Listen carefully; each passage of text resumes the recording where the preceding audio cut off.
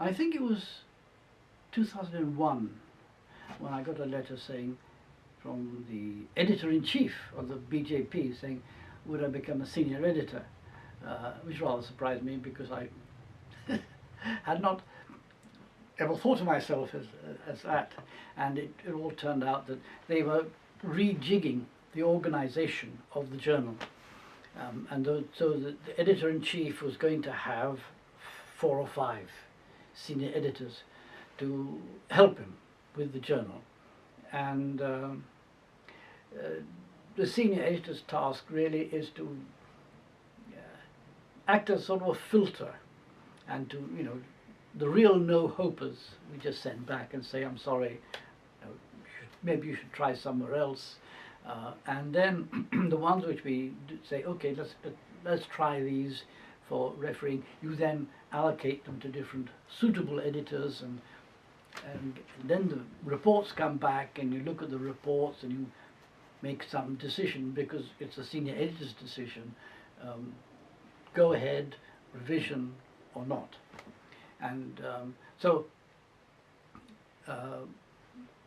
that was something that introduced me to the you know, the idea that you saw a lot of we saw a lot of papers because we didn't, the senior editors didn't review them, they didn't referee the papers. We weren't, in a sense, really interested in the data which we expected the referees and the editors to check, but we are interested, if you like, in the how did it look, how did it appear, could you understand what was going on? It was not the data so much, but how it was being communicated that seemed to me to be the senior editor's task, to improve the communication rather than, if you like, improve the data. That of course at times they overlapped sometimes, you know. You said ever so often you'd see something and you would say that, I'm sorry, you can't possibly say that. Sometimes you had to say, well, you can't possibly say that from that set of data, you know. That's going too far. And I'm now a press editor, and one of the things that I talk about, how to prepare manuscripts, and this is really trying to ensure, if you like, clarity, make sure. Some of it is also about what the Americans just call presentation, which is very important, because nowadays all the papers are identified by somebody who's looking in PubMed. And actually PubMed is a very democratic process, because the paper that's in a journal with an impact factor of 1.5 is next door to a Nature paper. And so there is no filter on the impact factor. There's no, if you like, scientific snobbery involved. Or if it's not a JPCR, I don't want to read it, or I don't believe it. No, no. You see it all there. And the first thing that you see in the entries is the title.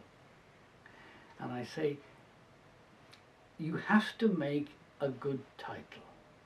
You can't, if you have an uninteresting title, people are going to pass over your paper and go to the next one, because there are going to be, when you put up your keywords, there will be a minimum of 200 papers which meet, a minimum of 200, probably more like 20,000. But, you know, so you've got to catch the attention of the reader, because you want them to read your paper and to see your conclusions about this subject, if you like, at the expense of somebody else. But the thing is, you have to do that, and that's the right way, because you want to present it so that people read your results.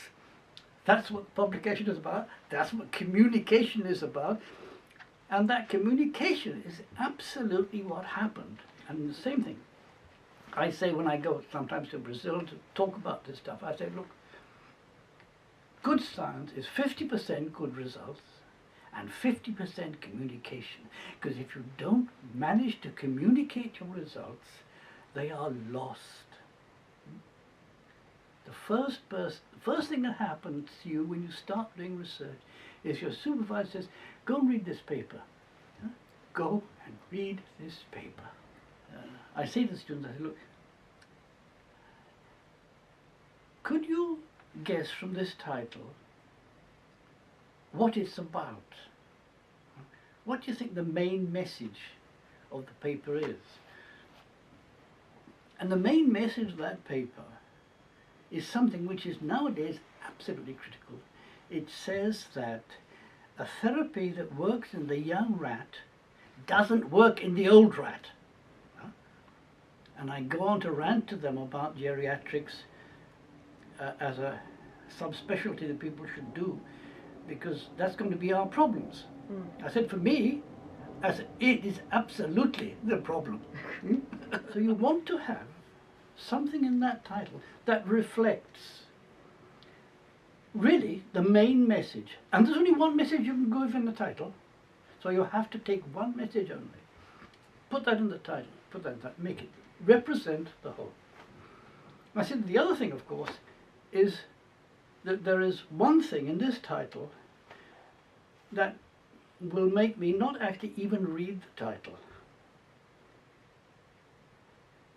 And I said, have a look and tell me. And then I said, okay, you probably guessed it.